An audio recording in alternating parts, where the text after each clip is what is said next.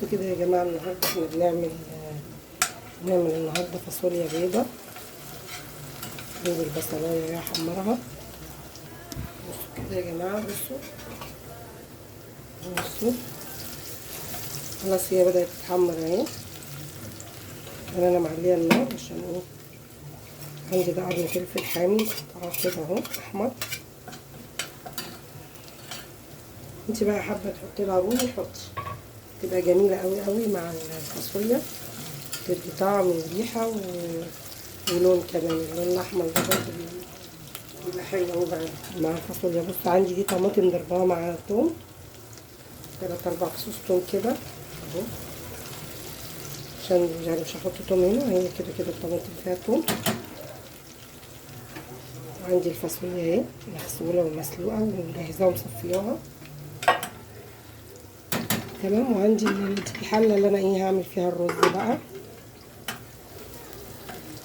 عملت معاكم الرز قبل كده وريتهولكم وانا بعمل الرز.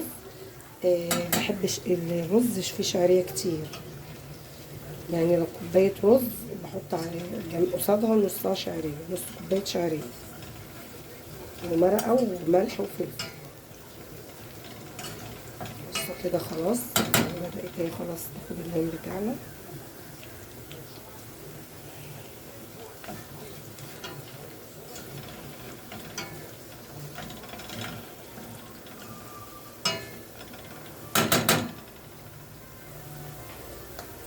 ننزل بقى بالصلصه بتاعتي.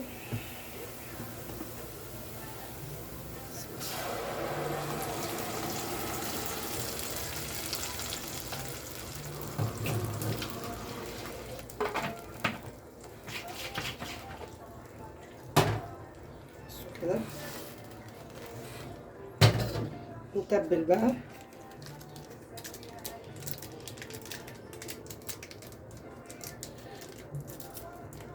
مكعب المرق،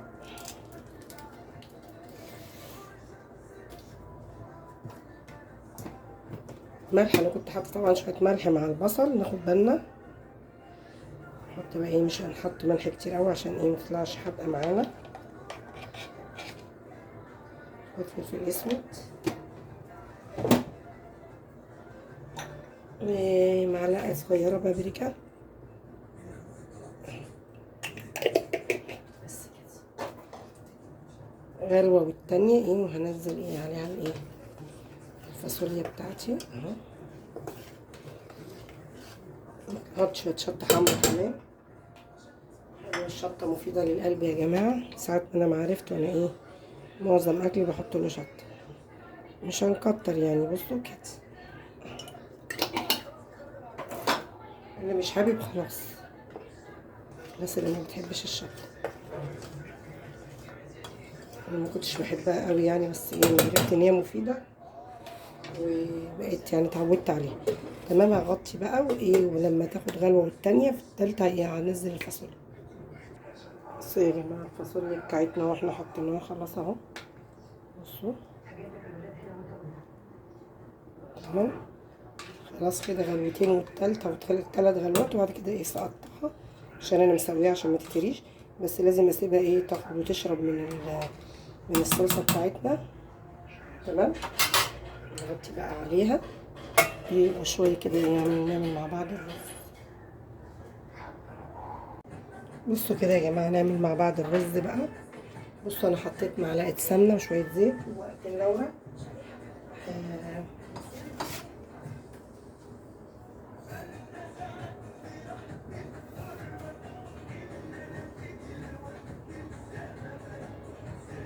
بصوا كده يا جماعة حطينا اهو شوية شعرية، هكمل عليهم تاني تمام. بصوا هننزل بقى عندي كده بشعرية. انا قلت لكم ايه، النص كوبايه رز بحط ايه، الكوبايه رز بحط عليها نص شعريه. الرز عندي اهو مغسول ورا اهو.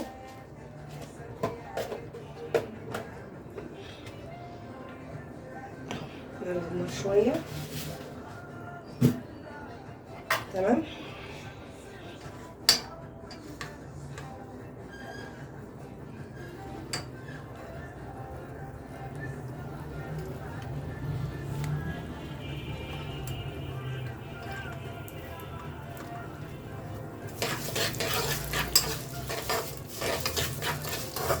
الساعة دلوقتي 5:30 يدوبك عشان يتشرب ويستوي براحته على الهادي.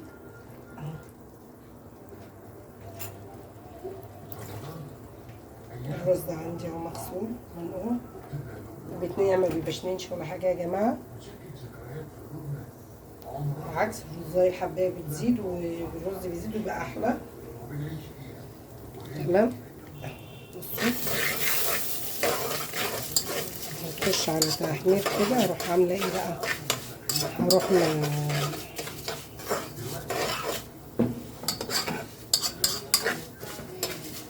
نازلة بقى يصفي الرز وانزله شوية كده. بعد ما اعلق على الرز افضي بقى، انقل اللحمة بقى من هنا احطها هنا مع الطبيخ. وطبعا احنا بنحبها مع الطبيخ، الرز بنحبها مع الطبيخ، وانا ايه على الشوربة اخلي شوية وخلاص مفيش مشكلة يعني. بصوا خلاص كده الشعرية خلاص بتاعتي، هنزل بقى بالرز بتاعي. دي كوباية رز جوه المطبخ الكبير ده، هتعمل لي طبقين كبار مليانين، عشان احنا ما بنحبش الرز جاي، بحب طازة. الناس بتسخنه بقى، بس انا ما بحبه يعني، الافضل ان هو تاكل طازة. كده كده الرز ما بياخدش وقت يعني في عمايل، تكوني عاملة رز شوية طبيخ وتانيين الرز خلص تانيين يعني جديد مفيش مشكلة. كده المرق بتاعي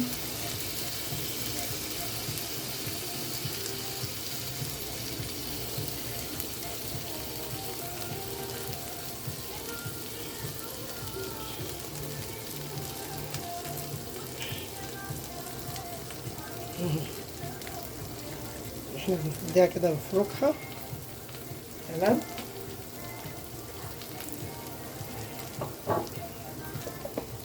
نحط بقى الملح بتاعنا، طبعا الرز ده مقدار ايدي على طول بعمله كده اهو.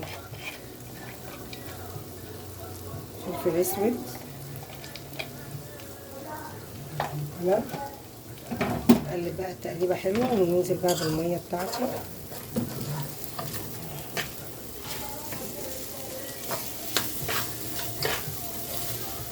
هو خلاص كده كده المرقه خلاص. التشويحه دي يا جماعه بتودي الرز في حته تانية. تمام. اهم حاجه بس عشان ما يلزقش مننا اهو. اهو نجيب بقى ننزل بالميه بتاعتي.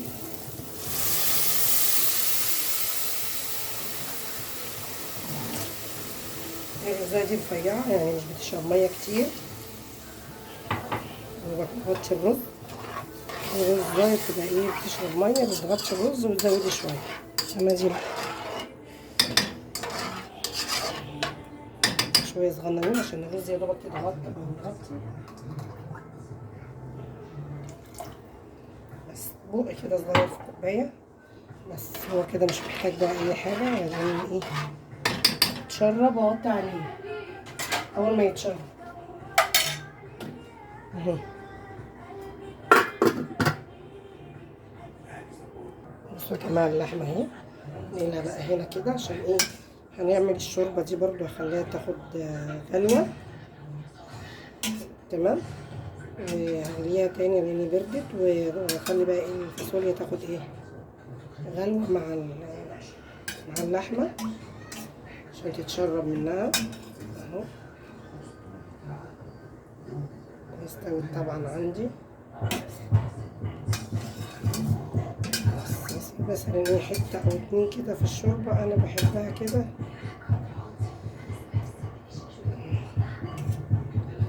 تمام. بصوا الرز بتاعي كده خلاص اهو يا جماعه. بصوا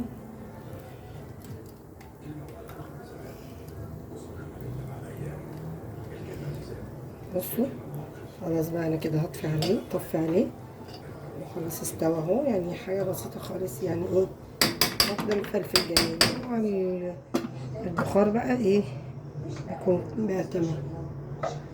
عندي خلاص هنا كمان الشوربة سخناها، وعندي هنا اللحمة مع الفاصوليا. كده الأكل خلاص كده على الغرف، هغرفه بقى وأقدمه معاكم إن شاء الله. بصوا يا جماعة، ده الفطار بتاعنا اهو خلاص غرفنا. هروح بقى أخرجه بره على السفرة. ده كان فطارنا النهاردة. اكتبوا لي في الكومنتات وقولوا لي فطاركم ايه، ولو عجبكم الفيديو ما تنسوش اللايك والاشتراك في القناة عشان يوصلكم كل جديد. والسلام عليكم ورحمة الله وبركاته.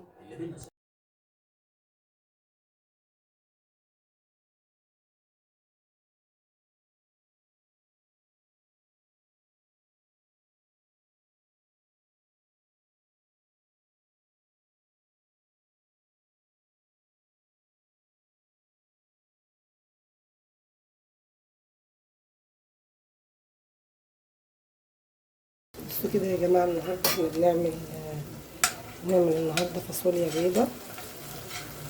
نجيب البصلاية واحمرها. بصوا كده يا جماعة، بصوا خلاص هي بدأت تتحمر اهي.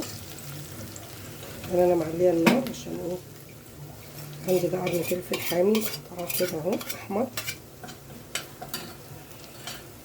انت بقى حابه تحطي لها رومي حطي، تبقى جميله قوي قوي مع الفاصوليا، تدي طعم وريحه ولون كمان. اللون الاحمر ده برضه بيبقى حلو قوي مع الفاصوليا. بص عندي دي طماطم ضربها مع توم، 3-4 فصوص توم كده اهو، عشان يعني مش هحط توم هنا، هي كده كده الطماطم فيها توم.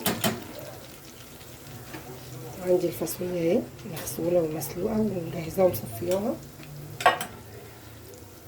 تمام. وعندي الحله اللي انا ايه هعمل فيها الرز بقى. عملت معاكم الرز قبل كده وريتهولكم وانا بعمل الرز. بحبش الرز فيه شعريه كتير، يعني لو كوبايه رز بحط على قصادها نصها شعريه، نص كوبايه شعريه ومرقه وملح وفلفل. بصوا كده خلاص بدأت هي خلاص تاخد اللون بتاعنا.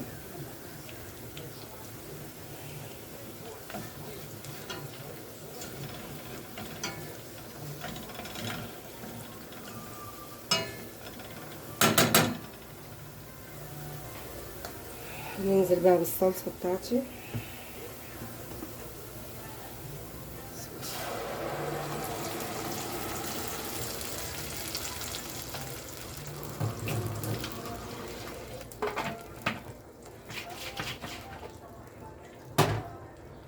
كده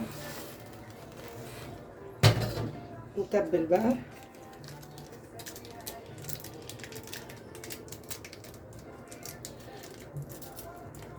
مكعب المرق،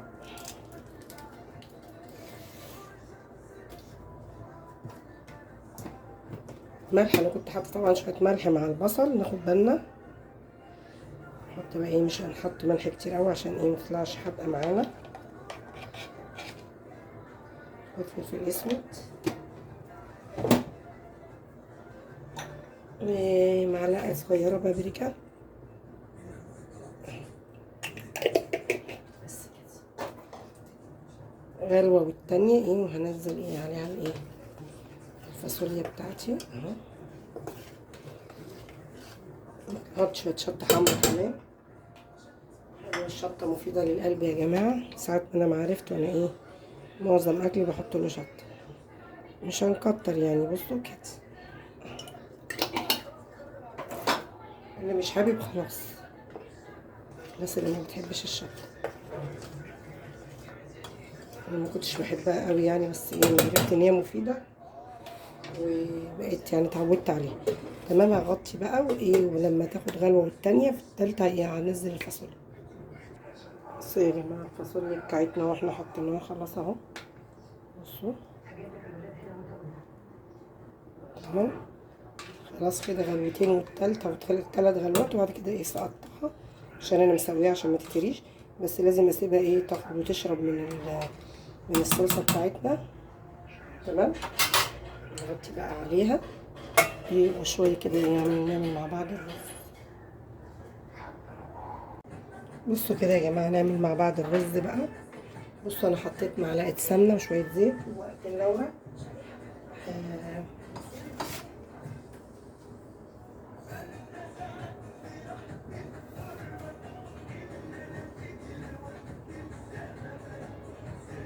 بصوا كده يا جماعه، حطينا اهو شويه شعريه، هكمل عليهم تاني. تمام. بصوا هننزل بقى عندي كده بشعريه. انا قلت لكم ايه، النص كوبايه رز بحط ايه، الكوبايه رز بحط عليها نص شعريه. الرز عندي اهو مغسول ورا اهو.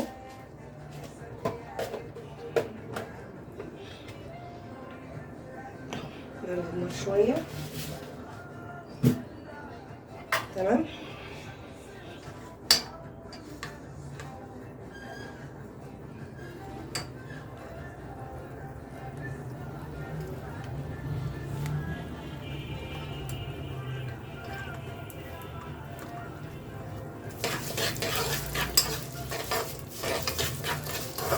الساعة دلوقتي 5:30 يدوبك عشان يتشرب ويستوي براحته على الهادي.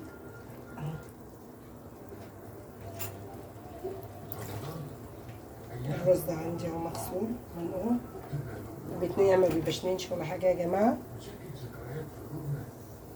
بالعكس الرزاية الحباية بتزيد والرز بيزيد ويبقى أحلى. تمام. بصوا هنخش على تحمير كده. هروح عاملة ايه بقى، هروح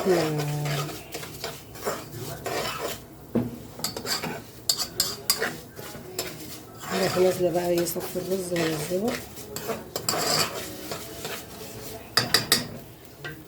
شوية كده. بعد ما اعلق على الرز افضي بقى، انقل اللحمة بقى من هنا احطها هنا مع الطبيخ. وطبعا احنا بنحبها مع الطبيخ، الرز بنحبها مع الطبيخ. وانا ايه على الشرب بخلي شوية وخلاص، مفيش مشكلة يعني. بصوا خلاص كده الشعرية خلاص بتاعتي. هنزل بقى بالرز بتاعي. دي كوباية رز هو المج الكبير ده. هتعمل لي طبقين كبار من اليمين عشان احنا ما بنحبش الرز كويس، بنحبه طازة. الناس بتسخنه بقى، بس انا من بحبه يعني. الافضل اللي هو تاكل طازة. كده الرز ما بياخدش وقت يعني في عمايل. تكوني عاملة رز شوية طبيخ وتانيين الرز كده تانيين اعملي جديد، مفيش مشكلة. كده المرق بتاعي.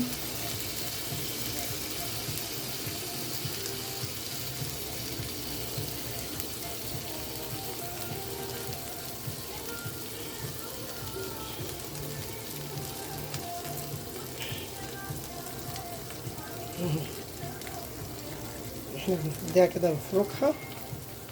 تمام.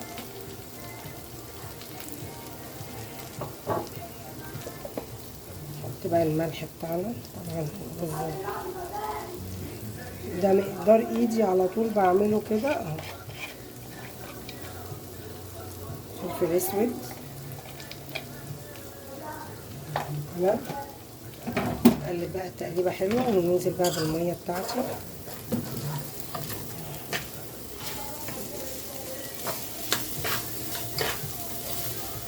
هو خلاص كده المرقه خلاص. التشويحه دي يا جماعه بتودي الرز في حته تانية. تمام. اهم حاجه بس عشان هو ما يلزقش مننا اهو. هجيب بقى ننزل بالميه بتاعتي.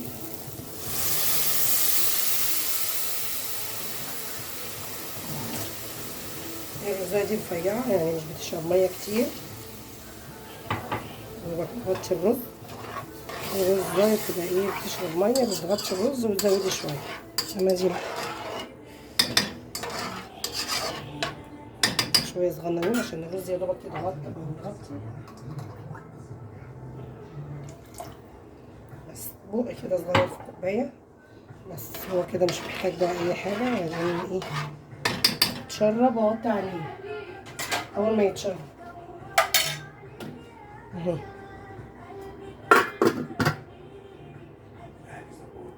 بصوا يا جماعه اللحمه اهي، نقلها بقى هنا كده عشان ايه، هنعمل الشوربه دي برضو هخليها تاخد غلوه. تمام. وهغليها تاني لاني بردت، واخلي بقى ايه الفاصوليا تاخد ايه غلوه مع اللحمه عشان تتشرب منها اهو. استوت طبعا عندي، مثلا ايه حته او اتنين كده في الشوربه، انا بحبها كده.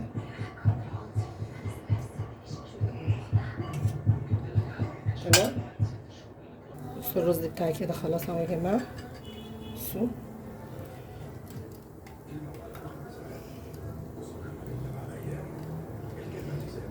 بصوا خلاص بقى، انا كده طفي عليه وخلاص استوى اهو. يعني حاجه بسيطه خالص، يعني ايه واخده مفلفل جميل مع البخار بقى ايه يكون بقى تمام. عندي خلاص هنا كمان الشوربه سخناها، وعندي هنا اللحمه مع الفاصوليا كده. الاكل خلاص كده على الغرف، هغرفه بقى واقدمه معاكم ان شاء الله.